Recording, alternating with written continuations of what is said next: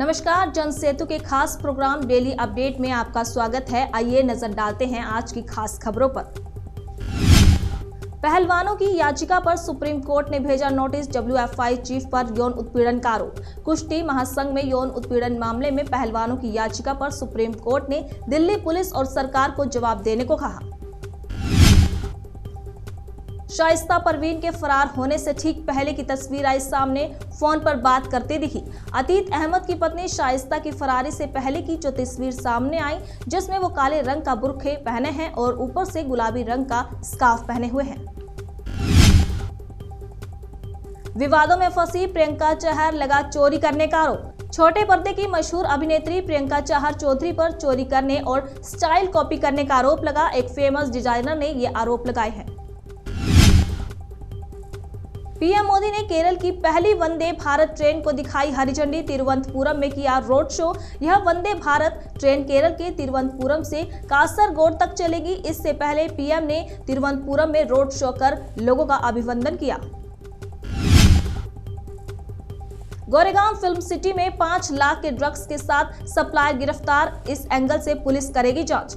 Mumbai police ने drugs paddling मामले में बड़ी कार्रवाई करते हुए एक आरोपी को अपनी गिरफ्त में लिया, जिस पर फिल्म सिटी में MED ड्रग्स सप्लाई करने का आरोप है।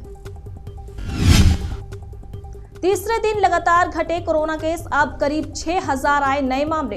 कुछ राज्यों में कोरोना मामले अब भी डराने वाले हैं। पिछले 24 घंटे में राजधानी दिल्ली में कोरोना संक्रमण केस के 689 नए केस सामने आए हैं। पहलवानों की अर्जी पर शुक्रवार को होगी सुनवाई। सुप्रीम कोर्ट ने दिल्ली पुलिस को जारी किया नोटिस। भारतीय कुश्ती संघ के अध्यक्ष और भाजपा सांसद बृजभूषण शरण सिंह के खिलाफ FIR दर्ज न होने पर 7 पहलवानों के समूह ने सुप्रीम कोर्ट में याचिका दायर की है।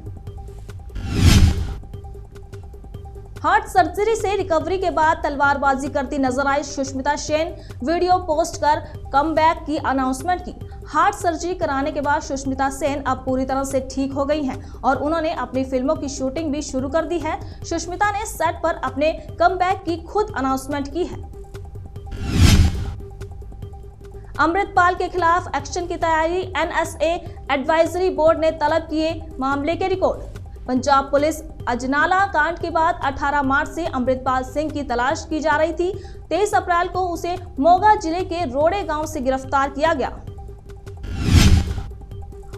ओम प्रकाश चौटाला ने बीजेपी पर साधा निशाना, बोले DLF मामले ने पोल खोल कर रख दी। ओम प्रकाश चौटाला ने कहा कि अभी तक दोनों पार्टियों ने लोगों को अंधेरे में रखा, लेकिन DLF मामले ने दोनों ही पार्टियों की पोल खोल कर रख दी है। बीजेपी क्यों चाहती है जनता महंगाई से त्रस्त रहे, कैंप में मदन दिलावर के बवाल पर CM गहलोत का पलटवार। बीजेपी के प्रदेश महामंत्री और विधायक मदन दिलावर ने पार्टी समर्थकों के साथ पहुंचकर हंगामा कर दिया। बीजेपी विधायक ने कैंप कर्मियों के सामान उठाकर ले जाने को कहकर कैंप को बंद करवा दिया।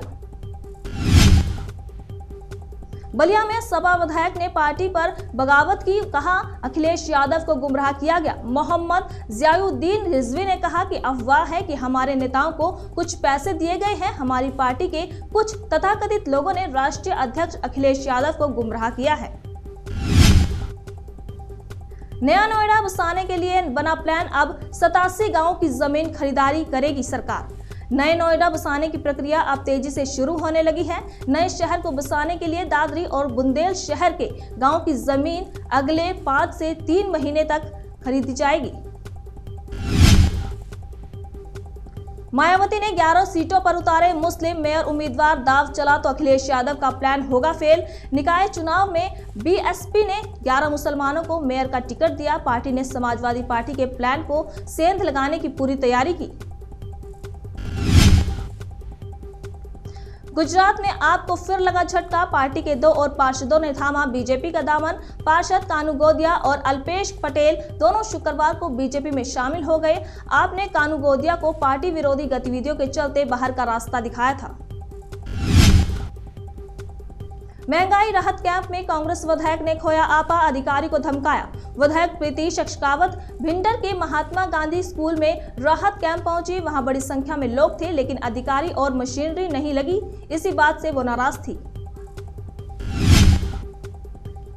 सुक्कू सरकार ने किया बड़ा प्रशासनिक फेरबदल, देर रात तक होते रहे ट्रांसफर। मुख्यमंत्री सुक्खू की सरकार ने 11 IAS अधिकारी, 16 HAS अधिकारी को ट्रांसफर दिए गए। वहीं अन्य